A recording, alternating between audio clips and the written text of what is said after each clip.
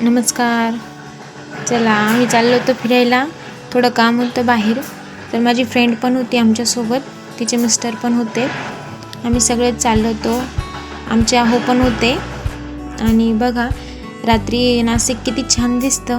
हा city centre mall आहे. आपण जाता जाता म्हटलं शूट करून घ्यावं, पण तो खूप रस्त्याच्या त्या साईडला होता, त्यामुळे व्यवस्थित शूट नाही करता आला. बघू शकता तुम्ही. आणि आम्ही तिथं पोचलो फायनली.